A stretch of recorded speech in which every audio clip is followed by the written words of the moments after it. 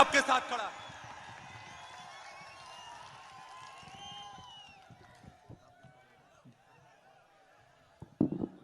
जय जोहार, जय आदिवासी। स्टेज पे कांग्रेस पार्टी के वरिष्ठ नेता, हमारे प्यारे कार्यकर्ता, आदिवासी भाइयों और बहनों, आप सबका यहां बहुत बहुत स्वागत, नमस्कार। कैसे हैं आप?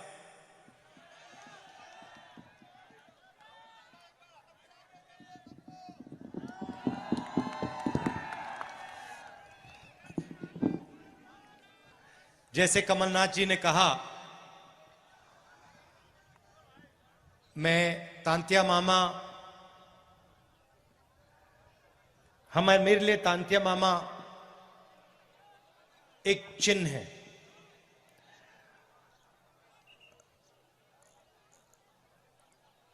एक सोच है। एक व्यक्ति जरूर थे, मगर वो एक चिन्ह और एक सोच और एक विचारधारा भी थे।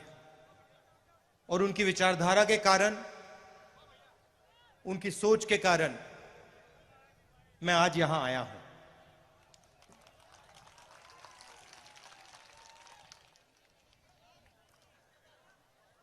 आज मैं उनके बारे में पढ़ रहा था और मैंने देखा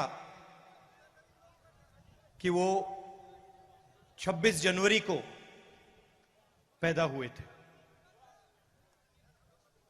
और वही दिन है जब हमारा देश पैदा हुआ। गणतंत्र दिवस का दिन तांत्या मामा का जन्मदिन था। तो इसमें भी एक मैसेज है।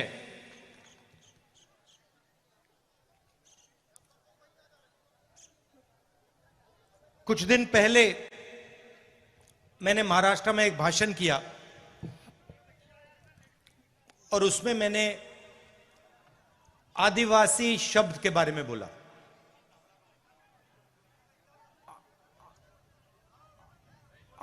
सही बोला? आदिवासी का मतलब जो हिंदुस्तान में सबसे पहले रहते थे। मतलब जब इस देश में कोई और नहीं था, तब भी आप लोग इस देश में रहते थे। अगर आप आदिवासी हो और अगर आप यहां सबसे पहले रहते थे, तो इसका मतलब यह बनता है कि आप इस देश के असली मालिक हो।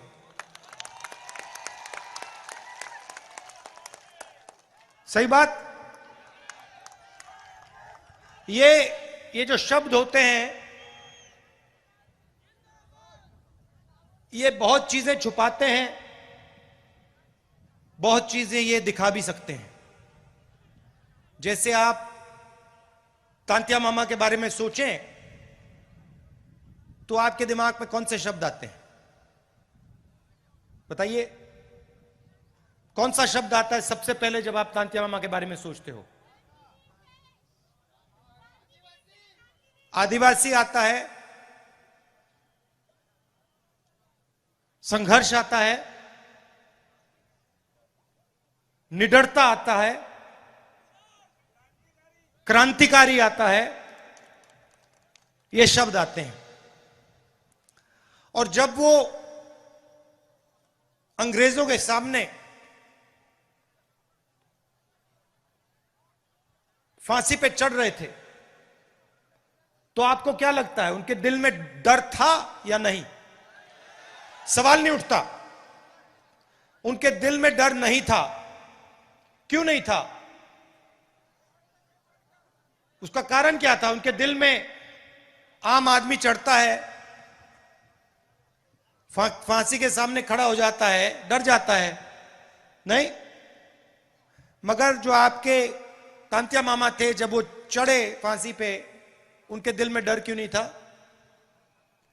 क्योंकि उनके डर को, जो उनके दिल में आपके लिए प्यार था, उसने मिटा दिया था। तो जब हम उनके बारे में सोचते हैं, हमारे दिमाग में ये शब्द आते हैं, निडर,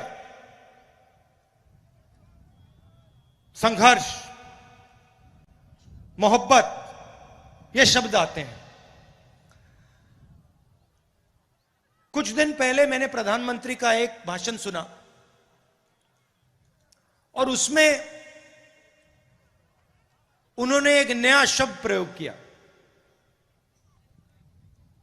वनवासी। अब यह शब्द, इसके पीछे एक दूसरी सोच है। आदिवासी के पीछे सोच है कि यह देश के पहले मालिक आप हो। इसका मतलब, अगर आप पहले मालिक हो तो आपकी जमीन पर, जंगल पर, जल पर आपका हक होना चाहिए। मगर वहां रुकना नहीं है। आप असली मालिक हो तो आपको और आपके बच्चों को अधिकार मिलने चाहिए। आपको, अगर आपका बच्चा इंजीनियर बनने का सपना देखे, सरकार को आपकी पूरी मदद करनी चाहिए। अगर आप में से कोई डॉक्टर बनना चाहे, आपकी बेटी डॉक्टर बनना चाहे, उसकी पूरी मदद होनी चाहिए। क्यों? क्योंकि आप असली मालिक हो, आप पहले मालिक हो। तो सबसे पहला आपका काम होना चाहिए। मतलब जंगल तो आपका है, मगर जंगल के बाहर भी आपको अधिकार मिलना चाहिए।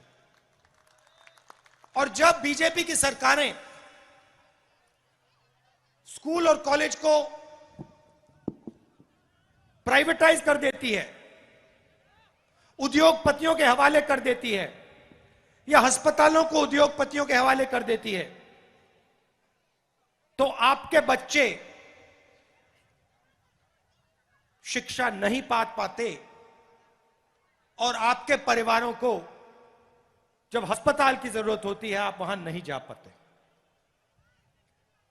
जब बीजेपी पब्लिक सेक्टर को बंद करती है, रेलवेज को, बीएचईएल को प्राइवेटाइज करने का काम, बेचने का काम करती है, तो वो सीधा आदिवासियों को चोट मारती है। देखिए, मैं आपसे पूछता हूं, नोटबंदी से आपको फायदा हुआ या नुकसान?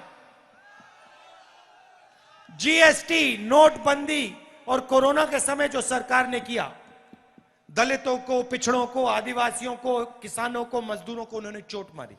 मैं भाषणों में कहता हूं, ये पॉलिसियां नहीं थी, ये हथियार है। अब नरेंद्र मोदी जी एक नया शब्द लाए, वनवासी। इसका मतलब अलग है। सबसे पहला इसका मतलब यह है कि आप पहले मालिक नहीं हो, आप सिर्फ जंगल में रहते हो। पहला मतलब ये। दूसरा मतलब कि जंगल के बाहर आपको, वन के बाहर कोई भी आपको अधिकार नहीं मिलना चाहिए। और तीसरा मतलब जो आपको दिख रहा है,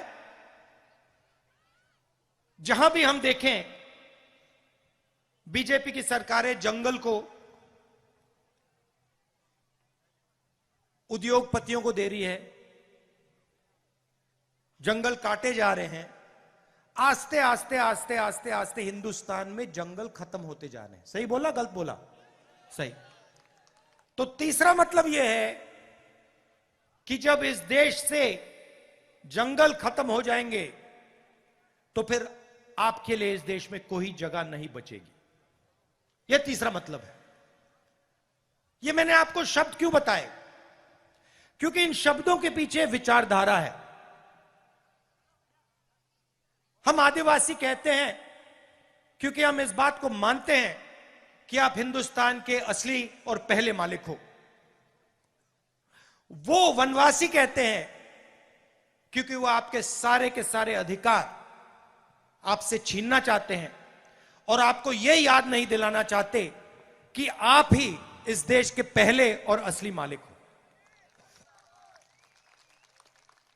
तो सबसे पहले मैं चाहता हूं कि ये जो बीजेपी के लोगों ने आपके ऊपर अपमान किया है,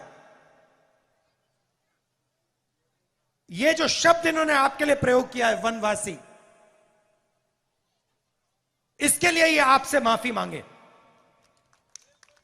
हाथ जोड़ के हिंदुस्तान के आदिवासियों से ये माफी मांगे और उनसे कहें कि आप वनवासी नहीं हो, आप आदिवासी हो और आप हिंदुस्तान के पहले मालिक हो और हम आपको जो भी अधिकार चाहिए वो हम आपको देंगे।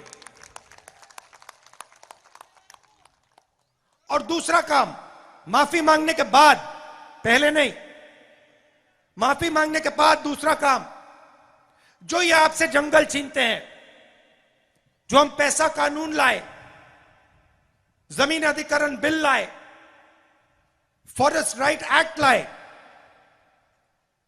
इन 3 कानूनों को ये जो कमजोर करते हैं और आपकी जो जमीन है जो आपसे छीनते हैं, आपका जल है, आपका जंगल है जो आपसे छीनते हैं, वो आपको वापस देने का काम शुरू कर दें।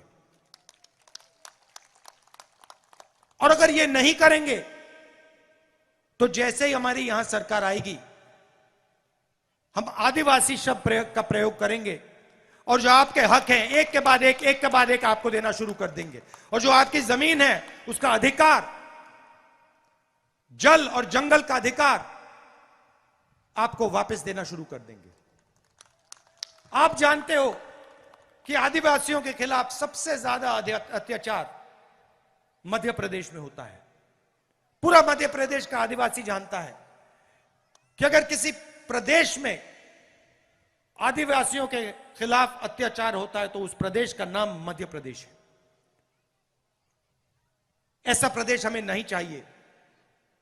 हमें आदिवासियों को इज्जत देने वाला प्रदेश चाहिए, आदिवासियों को रक्षा करने वाला प्रदेश चाहिए। और ये जो वनवासी शब्द है, इसका प्रदेश हमें नहीं चाहिए। आप सब आए, प्यार से आपने मेरी बात सुनी और आपने मेरी बात बहुत अच्छी तरह समझ ली है। मैं आपके चेहरे देख रहा हूं, आपको बात समझ आ गई है, सब समझ गए हैं। ये जो बीजेपी की विचारधारा है, याद रखिए, अभी हम तांतिया मामा की बात कर रहे हैं। एक सेकंड भाई, तांतिया मामा की बात कर रहे हैं। तांतिया मामा को फांसी पे किसने चढ़ाया? अंग्रेजों ने, सही? और आरएसएस ने अंग्रेजों की मदद की। यह पूरी दुनिया और हिंदुस्तान जानता है। तो याद रखिए, अंग्रेजों ने तांतिया मामा को फांसी पे चढ़ाया, मगर आरएसएस की विचारधारा ने उनकी मदद की। यह भी मत भूलिए, वनवासी शब्द के पीछे यह भी सोच है। और यह सिर्फ तांतिया मामा जी के साथ नहीं किया गया, यह बिरसा मुंडा जी के साथ भी किया गया। इन दोनों महापुरुषों ने आदिवासियों की लड़ाई लड़ी, अंग्रेजों से लड़ाई लड़ी, और कांग्रेस पार्टी ने हिंदुस्तान से अंग्रेजों को भगाया। और जब हम अंग्रेजों से लड़ाई लड़ रहे थे, जिन्होंने आपके महापुरुषों को फांसी पर लटकाया, तब आरएसएस अंग्रेजों के साथ खड़ी थी। यह पूरी दुनिया जानती है। और ये याद रखिए, ये जो वनवासी शब्द है, ये आपको खत्म करने का शब्द है, और आदिवासी शब्द जो है, ये आपको हक दिलवाने का और ये आपको हिंदुस्तान के असली मालिक बनाने का शब्द है। बहुत बहुत धन्यवाद। जय हिंद, नमस्कार।